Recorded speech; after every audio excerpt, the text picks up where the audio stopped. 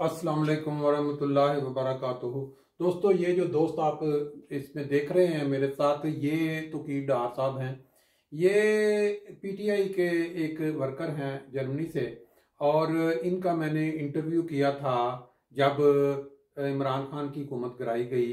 तो Frankfurt Germany में Pakistan consulate के सामने पीटीआई वर्कर्स ने एक रैली निकाली और वहाँ मुख्तलिफ इंटरव्यूज किए गए। तो उसमें इन्होंने भी अपने ख्यालात का इजहार किया था। आज की ताज़ा इतला के मुताबिक इन्होंने जो अपनी दुख भरी कहानी शेयर की है, वो जो उनके बयानात या पीटीआई का वर्कर होने की वजह से जो मौजूदा हुकूमत है, उन्होंने उनका पासपोर्ट और शनाख्ती कार्ड कैंसिल कर दिया है। और इनकी जो कहानी है उसमें ये बता रहे हैं, या आप बीती, कि वो 35 साल से यहाँ जर्मनी में है और उन्होंने अपनी नेशनैलिटी जर्मन नहीं ली ताकि पाकिस्तानी पासपोर्ट या नेशनैलिटी कैंसिल ना करवानी पड़े वतन से मोहब्बत की वजह से। और अब ये उनको इसका फल मिला है कि पाकिस्तानी हुकूमत ने उनकी नेशनैलिटी कैंसिल कर दी है या कैंसिल कर दी है। अब सिर्फ इसके अंदर कितनी सच्चाई है और क्या हकीकत है, ये इनकी जुबानी सुनते हैं और फिर इनका वो इंटरव्यू जो इन्होंने उस वक्त दिया था वो भी आप सुनेंगे और फिर खुद फैसला करेंगे कि आजकल पाकिस्तान में क्या हो रहा है।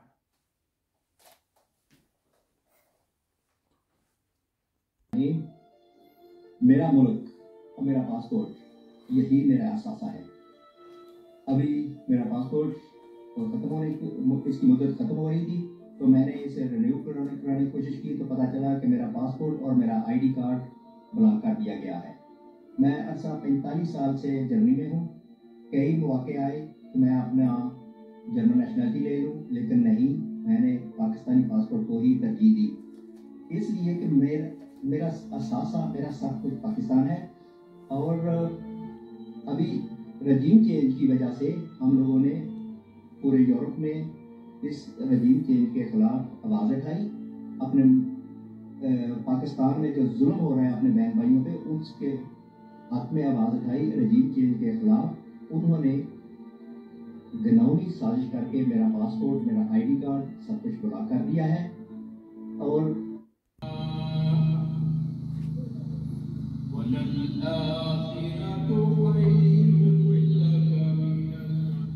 ये वो मनाजर हैं जो पाकिस्तान कौंसलेट जो फ्रैंकफर्ट में उसके सामने जो रैली निकाली गई थी इस और एहतजाज किया गया था उसके।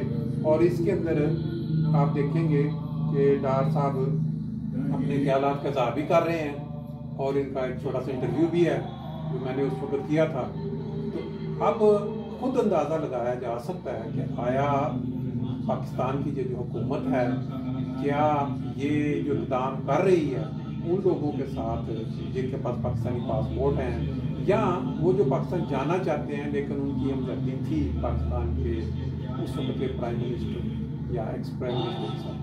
अब ये हिस्सा मैं आपको सारा यहाँ दोबारा रिपीट करवा रहा हूँ, तो आपको अंदाज़ा हो जाए कि लोग किस तरह उस वक्त इकट्ठे हुए थे और जो डार साहब हैं उन्होंने उस वक्त क्या फरमाया था या क्या अपने जज्बात का इजहार किया था। आज हम शख्स ये नहीं आए जो हमेशा चीने का दर्श देता है। आज हम अपने लिए आए हैं, आज हम अपने लिए आए हैं, आज हमारी बारी है। आज हम उस शख्स को बताने आए हैं कि तुम 30 साल से हमारे लिए अकेले लड़ रहे थे।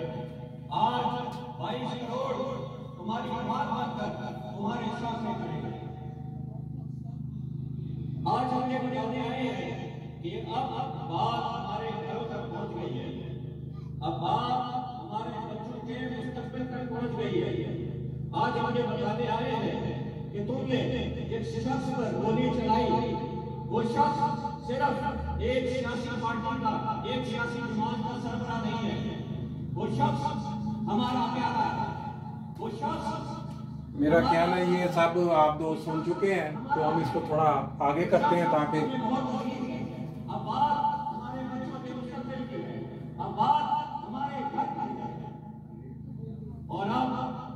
इमरान खान के ऊपर जो हमला हुआ पाकिस्तान में, उसको दुनिया के सामने लाने के लिए कि इस वक्त पाकिस्तान के हालात क्या हैं और इस वक्त क्या क्या गेमें चल रही हैं वहाँ।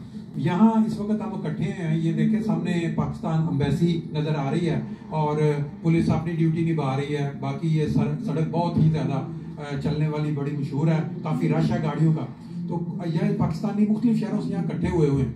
तो हमारे साथ एक दोस्त हैं तौकीर साहब, इन्होंने बताया कि ये जर्मनी के अंदर जो पीटीआई है इसके बानी रुकन्स में है, यानी इन्होंने इसका आगाज़ किया 2006 में यहाँ, यानी आगाज इस सेंस में कि पीटीआई को जब कोई लोग जानते नहीं थे तो इन्होंने इसको यहाँ बाकायदा एक शक्ल में तरतीब दी और फिर इन्होंने अपना तारुफ, बल्कि मेरा ख्याल इनसे डायरेक्ट बात करते हैं, इनसे कुछ क्वेश्चन करते हैं और इनसे पूछते हैं कि ये हमें कुछ मालूम है, क्योंकि इमरान खान के काफ़ी करीब रहे, बताया इनसे मुलाकातें भी होती रही। पहली तकरीर जो बार ने करवाई इमरान खान साहब की वो भी इन्होंने पाकिस्तान में 2008 की बात बता रहे हैं। तो इनका थोड़ा तारुफ इन्हीं से लेते हैं, ये थोड़ा तारुफ भी करवाएंगे और फिर इसके बाद अगले कुछ क्वेश्चन इनसे पूछेंगे। जी तौकीर साहब अपना थोड़ा मुझसे सा तारुफ करवा दीजिए। जी अस्सलाम वालेकुम, मेरा नाम तौकीर बुटर है और अरसा 45 साल से जर्मनी में रह रहा हूँ और 2005 से पीटीआई में खान साहब की तकरीर वगैरह सुनी और मुतासर हुआ। 2006 में हम लोगों ने पीटीआई जर्मनी की बुनियाद रखी बर्लिन में। हम उस वक्त 5 बंदे थे, बाद में एक आया नहीं, 6 बंदे थे जिन्होंने पीटीआई की बुनियाद रखी और हमारा मजाक उड़ाता रहा। जिस तरह पाकिस्तान में खान साहब को कि तांगे की सवारियाँ पूरी नहीं है, इधर भी हमारा मजाक उड़ता रहा, लेकिन हम अल्हम्दुलिल्लाह डटे रहे, लगे रहे और आज जर्मनी की पूरी दुनिया में अगर ओवरसीज पाकिस्तानियों की बात की जाए तो अल्हम्दुलिल्लाह पीटीआई मकबूल तरीन सियासी जमात है, ये सारी मीडिया अच्छी तरह जानता है। तो आज हम इस सिलसिले में इधर फ्रैंकफर्ट कॉन्सुलेट में इकट्ठे हुए हैं। पिछली दफ़ा हम जब अरशद शरीफ की शहादत पे हम लोगों ने एहतजाज किया था और अफसोस कि पाकिस्तान जर्नल प्रेस क्लब ने उसका बाइकआउट किया था। हालांकि वो मैं उनके पास गया था, स्लीपर बेस भट्ट साहब के पास, उनसे दरख्वास्त की थी कि अपने सहाबी बरादरी के साथ खड़े हों। वो गार्ब एस्टेब्लिशमेंट के डर से नहीं आए या जो भी उनकी मजबूरियां थी, मुझे उससे कोई लेन देन नहीं है। हम लोग पाकिस्तान के लिए निकलेंगे, पाकिस्तान में जो जुल्म हो रहा है उसके लिए निकलेंगे, आखिरी हद तक जाएंगे। और मैं एक पैगाम जनरल बाजवा को देना चाहता हूँ। बाजवा साहब दुआ करें, इमरान खान जिंदा है, उसने पाकिस्तान अवाम को कंट्रोल में रखा हुआ है। खुदा न खास्ता आपने रेड लाइन क्रॉस कर दी है, अल्लाह करीम को ये मंजूर नहीं था कि वो इस दुनिया से अभी जाए और अल्लाह करीम ने इमरान खान से बहुत काम लेने हैं और इंशाअल्लाह वो पाकिस्तान को मुत्तहिद रखेगा, सलामत रखेगा और पाकिस्तान दुनिया में अपना नाम पैदा करेगा। अपना थोड़ा सा आप जो जिक्र कर रहे थे कि आप इतनी देर से इस एक्टिव हैं पीटीआई में, तो अभी इसमें तंजीम साजी जर्मनी के अंदर आपके इल्म में है कितने इसके अंदर जो लोग शामिल हो चुके हैं? कोई तंजीम में कोई इसकी बॉडी बनाई गई है जिसमें कोई ओहदेदार हैं? थोड़ा अगर आपके इल्म में हो तो वो बता दें। जी बिल्कुल, हम लोग पिछले साल अक्टूबर में इलेक्शन हुआ था, उसमें काजी हबीब रहमान साहब सदर मुंतखब हुए थे। नायब सदर हैं doctor Shakeel, general secretary Javeria Kamal Chaudhry, इसी तरह वोमेन विंग से बर्लिन से, मतलब कि पूरी जर्मनी से हम लोगों के आए। तकरीबन उस वक्त हमारा 800 पेइंग मेंबर थे जो कि 40 यूरो सालाना हम पे करते हैं, जिसको ये कह लें कि तकरीबन 800 फॉरेन फंडर थे। तो हम लोगों ने अल्हम्दुलिल्लाह इस तरह के काम शुरू किया, फ्लाई काम कर रहे हैं। तो इस वक्त हमें जर्मनी में काजी हबीब रहमान लीड कर रहे हैं, हम एक वर्कर हैं और उनके साथ मिलकर काम कर रहे हैं। क्वेश्चन ये है कि अगर पाकिस्तान में आप समझते हैं कि इमरान खान दोबारा वजीर आजम बन जाते हैं मसाल, और अमेरिका जिस तरह वो मुखालफ है, अगर वो अपना और उसके साथ बाकी सारे हवारी दुनिया में बहुत सारे ममालिक जो अमेरिका के साथ हैं वो कोई पाबंदियां लगा देते हैं पाकिस्तान पे, पाकिस्तान को वो कहते हैं कि हम इनको अब बताते हैं, ये जो हम लोग इधर फॉरेन कंट्रीज में जिनको ओवरसीज कहते हैं, इस हालत में, इस सूरत में किस तरह पाकिस्तान की मदद करेंगे या किस तरह वो सामने आएंगे कि अगर वो खाना पीना बंद करते हैं बाकी दुनिया के साथ मिलके। तो आप क्या समझते हैं कि ये जितने फॉरेनर में आबाद पाकिस्तानी हैं, ये माली तौर पे बाकायदा पैसे भेज कर लोगों के लिए कोई मदद, इसमें कुछ आप कहना पसंद करें? जी बहुत शुक्रिया आपके ये सवाल का। इसके इंशाल्लाह इमरान खान दोबारा प्राइम मिनिस्टर बनेंगे, नो डाउट, इसमें कोई दो राय नहीं है। अमेरिका जो है वो उसको सामने अपनी बदमाशी दिखाता है, जो आगे से भागे, जो आगे से डट जाए। इमरान खान ने कहा था ड्रोन हमले नहीं हुए, एक भी ड्रोन हमला नहीं हुआ। पाकिस्तान ने इमरान खान ने एक लाइन ली थी कि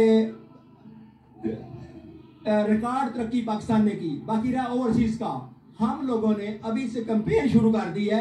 जिस दिन इमरान खान ओथ लेंगे, हम इंशाल्लाह पहले दिन इमरान खान को गिफ्ट के तौर पर $1 बिलियन डोनेट करेंगे, $1 बिलियन। और हम लोग ने जो ओवरसीज पाकिस्तानी है, ये हर कोई के कम अज कम 1000 यूरो हर बंदा भेजे, जो ज्यादा भेजा ज्यादा भेजे।